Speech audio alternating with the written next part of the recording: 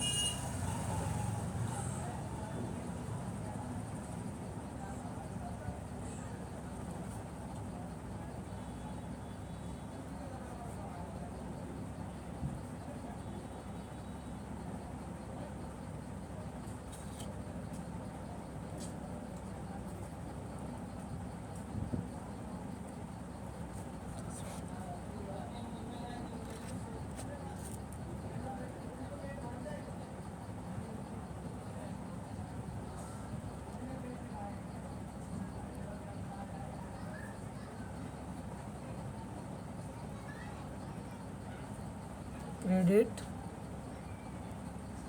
they will not be recorded in cash book. So guys, कहने का मतलब है कैश बुक वह बुक होती है जिसमें केवल कैश की ट्रांजैक्शन रिकॉर्ड की जाती है। दूसरी transaction are in nature of credit. कुछ ट्रांजैक्शन अगर क्रेडिट में है, उधारी में मतलब, तो वो कैश बुक में रिकॉर्ड नहीं की जाती है। ये है हमारा कैश बुक का मतलब। तो आगे हम देखेंगे कि सिंगल कैश बुक कॉलम क्या होता है। तो आज हम सिंगल कैश बुक कॉलम बनाना सीखेंगे। तो वो ऐसे बनाते हैं, सिंगल कैश बुक कॉलम ऐसे बनाते हैं। पहले हमें कैश बुक लिखना होता है, उसके बगल में हम डालते हैं सिंगल कॉलम। सिंगल कॉलम डालने के बाद इधर साइड हम डेबिट करते हैं। कैश हमेशा right side debit, left side debit होता है और राइट साइड क्रेडिट होता है। और जब कैश बढ़ता है तो डेबिट होता है और घटता है तो क्रेडिट होता है। तो अब हम इससे बनाएंगे।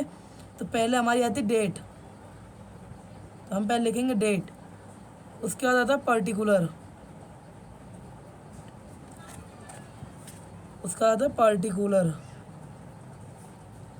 फिर इसके बाद होता है एलएफ का मतलब होता है लेजर फॉलियो।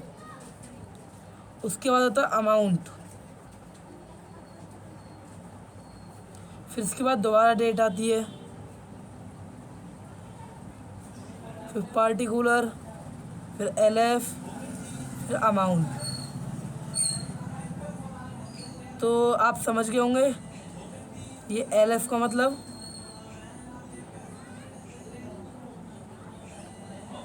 Laser folio. यहाँ पे हमारा पर्टिकुलर हो गया। अब इसे हमें एक ऐसी सीधी लाइन खींच लो। ये हमने लाइन खींच ली।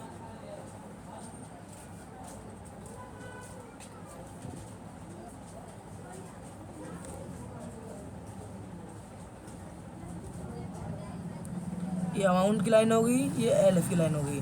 तो सिंगल कॉलम में हमें एलएफ की ज़रूरत नहीं पड़ती है। आप ना चाहे तो फिर नहीं लिख सकते इसे, मन हो तो लिखो, ना तो मत लिखो, कोई इसमें वो नहीं है।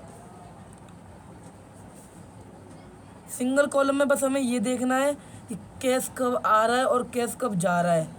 और जो क्रेडिट में होगी उसे हम नहीं लिखेंगे। तो अब देखते हैं, हम अपने बुक का क्वेश्चन उठा लो एक। अब हमने बुक का क्वेश्चन उठा लिया।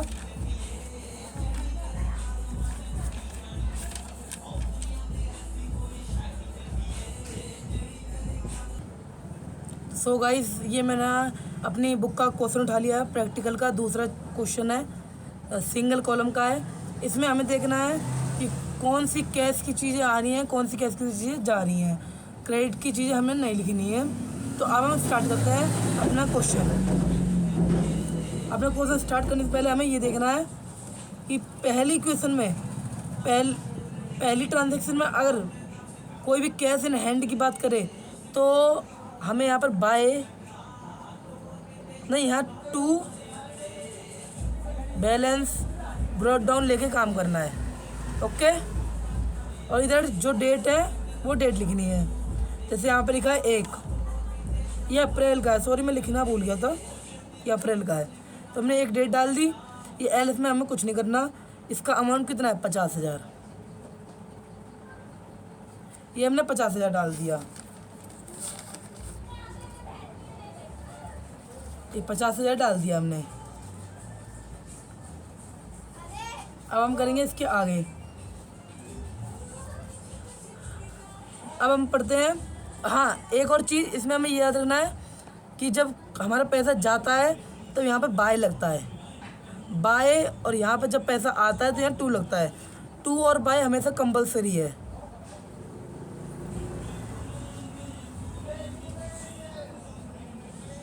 कंपलसरी है, बाय भी कंपलसरी।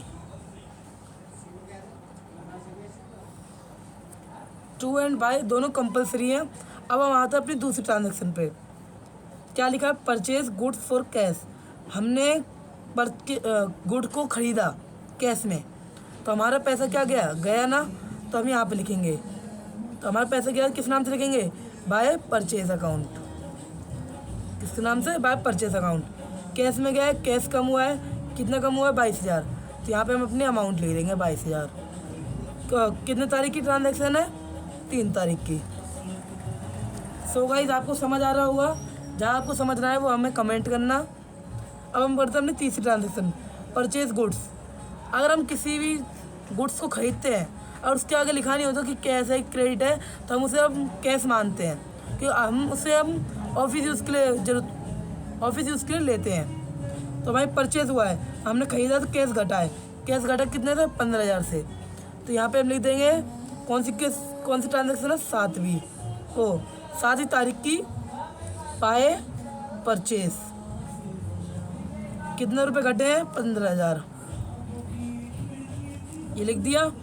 परचेज्ड गुड्स फ्रॉम गोपी। और इसमें नाम आ गया है, मतलब कि हमने खरीदा किसी गोपी से, तो यही ट्रांजैक्शन हम नहीं लेंगे। गोपी वाली ट्रांजैक्शन नहीं लेंगे। ये क्रेडिट ट्रांजैक्शन हो जाएगी। जिसमें किसी का नाम आ जाए वो क्रेडिट ट्रांजैक्शन कहलाता है। अब हम पढ़ेंगे अपनी चौथी ट्रांजैक्शन जो 10 तारीख की है।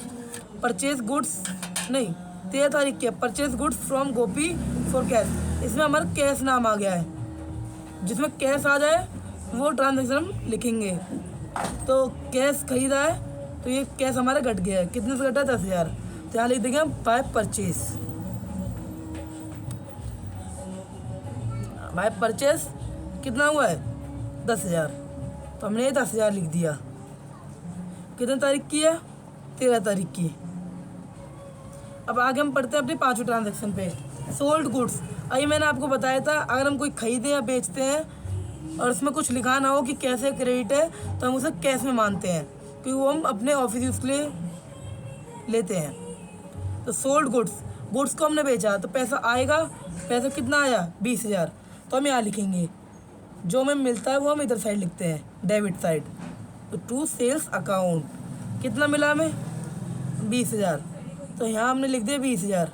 तारीख कौन सी है? 15। ये हमने लिख दी 15 तारीख। अब पढ़ते हैं आगे, सोल्ड गुड्स टू विश्वकर्मा। अब हमने किसी को बेचा, विश्वकर्मा। इसमें नाम आ गया तो हम यहाँ ट्रांजैक्शन नहीं लेंगे। अब इसकी अगली बारी देखते हैं हम, sold goods to Raghunandan for cash. इसमें कैश नाम आ गया इसलिए हम यही ट्रांजैक्शन लेंगे। हमने सोल्ड करा है तो हम पे पैसा आया है। पैसा आया है तो यहाँ लिखेंगे किसके नाम से? रघुनंदन के नाम से। टू रघुनंदन।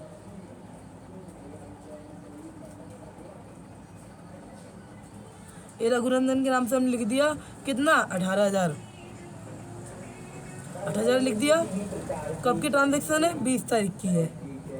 इसके अगली ट्रांजेक्शन पढ़ते हैं हम। रिसीव्ड कमीशन, अब हमें कमीशन मिली। जब कमीशन मिलती है तो पैसा आता है, ना कि जाता है।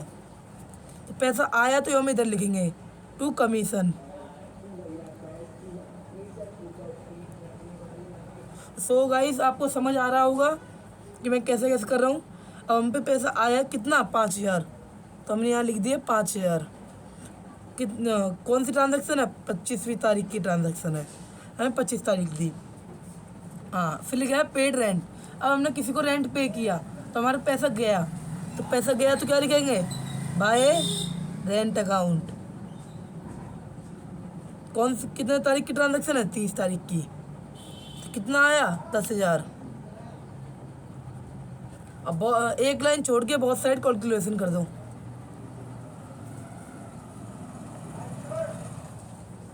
लेकिन पहले ये वाली कैलकुलेशन करनी है डेबिट साइड की। पहले डेबिट साइड की कैलकुलेशन करनी है हमें। तो अब हम कैलकुलेशन करते हैं, तो आप भी कैलकुलेशन करो। सो गाइस मेरी कैलकुलेशन आ गई 93,000। और हमें दोनों साइड बराबर बराबर लाना है, क्योंकि हमें ये पता होता है कि डेबिट साइड और क्रेडिट साइड दोनों ऑलवेज इक्वल होती है। ये आपने जनरल एंट्री में पढ़ चुका होगा। तो दोनों तरफ हम बराबर कर लेते हैं। इसको जोड़ो अब पहले, तो इसको जोड़ने पर हमारा आता है, इसको जोड़ने पर अभी हम जोड़ के दिखाते हैं।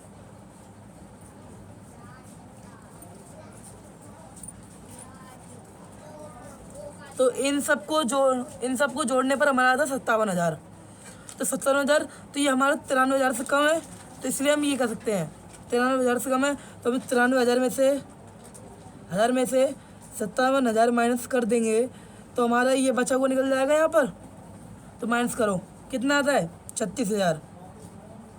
36,000 आया, तो यहाँ पे हम 36,000 लिखेंगे, तभी तो हमारी ये कैलकुलेशन दोनों इक्वल होंगी। तो हाँ, जब हम ये लेंगे, खुद से लिखते हैं, ये जो हमारा 57,000 इनका टोटल करके आया है, उससे हमने माइनस करने का जो बचा है, इसको हम लिखते हैं बाय बैलेंस कैरी डाउन के नाम से। शॉर्ट फॉर्म होती है CD। तो इसको हम लास्ट ट्रांजैक्शन कितनी हो जाए? 30 तारीख की, तो हम इसे 30 तारीख की ट्रांजैक्शन मानेंगे। ठीक है। अब लास्ट में, अब इन सब के बाद यहाँ पर आता है हमारा 2। ये हमारी होती है अर्ली ट्रांजैक्शन स्टार्ट को हम इससे लिखते हैं, क्योंकि हमारा जितना बैलेंस बचा है, हमारे को इतना प्रॉफिट हुआ है, इतना में बैलेंस बचा है, तो इसे हम लिखते हैं टू बैलेंस ब्रॉट डाउन के नाम से। उसे कहाँ लिखते हैं? यहाँ लिखते हैं। कितना? 36,000। 36,000 ये हमारी होगी पहली ट्रांजैक्शन। तो गाइस आपको समझ आ गया होगा, कि कैसे करना है इन सब चीज़ों को। चलो अब मिलते हैं, पार्ट 1 ख़त्म होता है।